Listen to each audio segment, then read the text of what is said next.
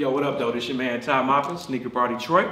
You got your kicks. You ready. You paid your middleman. You stood in line. However you got them, you got them. Now you need something to match. We're going to take you to our lifestyle category of Sneaker Bar Detroit with Ty Haygood, CEO and owner of District 81 Clothing Company. We're here at Flagship Boutique to talk to him now. Let's go. We back, Sneaker Bar Detroit. Got my man here, Ty Haygood, owner of District 81 Clothing. Like I said, this is part of the lifestyle category of Sneaker Bar Detroit. We're going to specialize in sneakers, but we're also going to give you a behind the scene of the lifestyle of which fashion takes over with sneakers as well. Ty, tell me a little bit about District 81. District 81 started with cut and sew pieces. We were like the first company actually to produce the military inspired woven button up shirt with the epaulets on the shoulders. It kind of became like a nationwide hit. Because you came in and you started right before the wave of sneakers, when sneakers was a big thing like how it is now. Back in those days, you had to dress, and people started from the top and bottom. Now guys dress from the feet up. Right. So Ty is probably, District 81 is probably one of the only companies that ever came through and then transferred with the trend.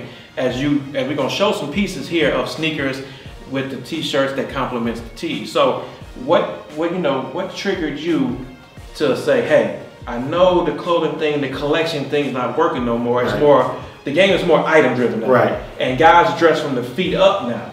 The consumer was changing, the taste and preferences of the consumer was totally changing, and that's what kind of got me the first taste of it, was actually just doing business with Karmaloo. And that's when I started to realize that the market is changing to more custom pieces, to more people want to be more individual.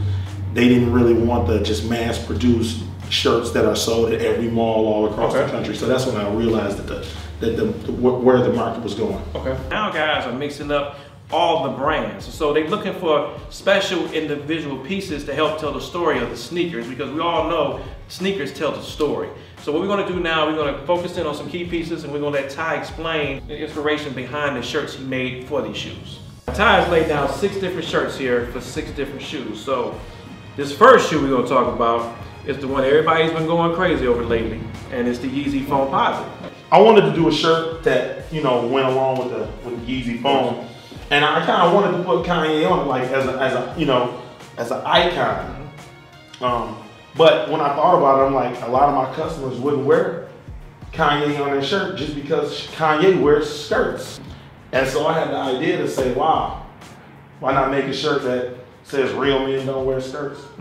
You know, real dudes don't wear skirts. That's what I actually went with. Right. And actually just kind of like do a shirt for the people who don't agree with Kanye in his new style, so to speak. Gotcha. Now moving on. Another shoe that was very popular this year was the Spider-Man inspired Foamposite. And I see you did a cold shirt for that as well. What was the inspiration behind the Round Ball Classic?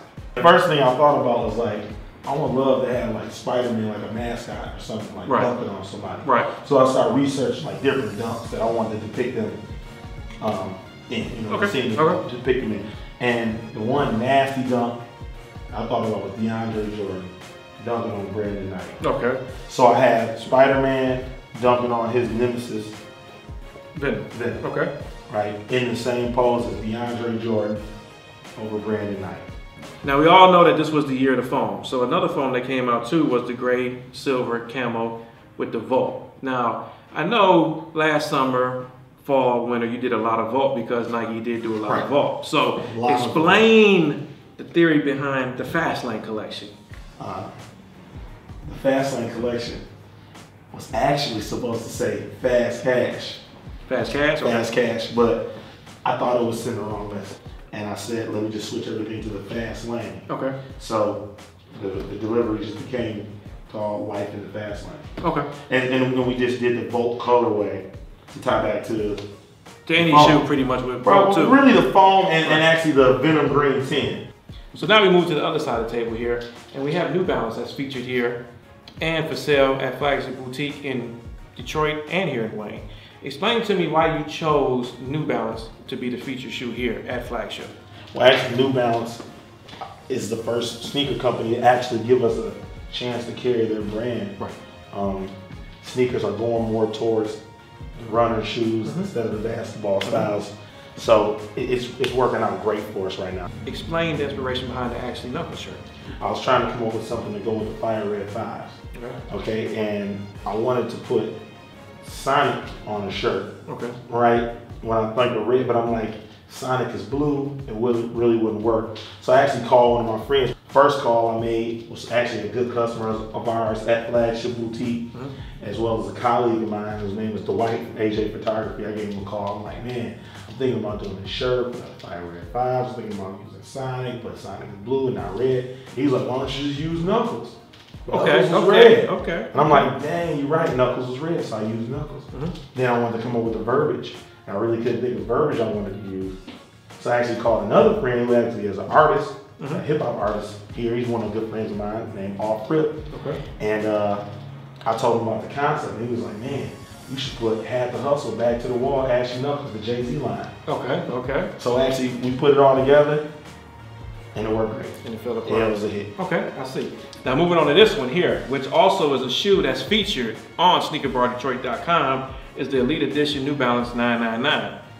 Now I see you also do the Bands Before Breakfast here. Explain a little bit about this shirt. Bands Before Breakfast design actually is a design that, like, it came to one of my customers. When we first opened up the store in Livernois, we had a really good customer by the name of Jada. She came to me and was like, oh, you should make a shirt that says Bands Before Breakfast. Okay. And I'm like, wow, that's a pretty dope quote. And I was like kind of thinking of things that I could do with it. And I had another design already done. The first actual Bands Before Breakfast, the artwork was done, and it featured like a little character kind of inspired by the Hungry Howie's logo. Right. It had like a loaf of money in his mouth. Okay. But actually the words associated with that originally, it was Green Diet. And then it popped in my head, that idea that she gave me to put Bands Before Breakfast. And I put Bands Before Breakfast with the Green Diet artwork. And boom, it exploded. Very good seller at the store. Okay. Now last but not least, it brings us to one of the shoes that was also featured on Sneaker Bar Detroit, the Island Pack 574 New Balance here. And it just so happens we have here one of your instant classic. Every time you put this shirt out, this is like what, the second or third variation you did in this shirt. And tell me about what inspired you to do the Money Making Michigan shirt. Well, the Money Making Michigan shirt, this is actually a third different design. Okay. So it's the third generation Money Making Michigan shirt. And I came out with it because I actually went to University of Michigan Dearborn. Okay. So did my mom, so did my father, and my wife went to University of Michigan Ann Arbor. So it's like a big Michigan family. Okay. So I thought like Money Making Michigan because one thing about Michigan is that everybody that goes to Michigan makes money. And everybody that goes to Michigan State works for the people who went to Michigan. So it just kind of all goes together. And that's why I came up with the Money Making Michigan. So that brings us to the end of today's interview here with Ty from District 81. I'm gonna let him close it out. He's gonna tell you a little bit more on how you can find pieces for District 81. All right, thanks for Sneaker Bar Detroit. Thanks to Ty Mopkins for coming out interviewing me. You can follow me on Instagram at district_81. That's also my Twitter. Okay. And if you have Facebook, you can friend me. My name is Ty Haygood. Thanks for coming to see me at Flagship Boutique. Be on the lookout for more District 81 pieces coming your way.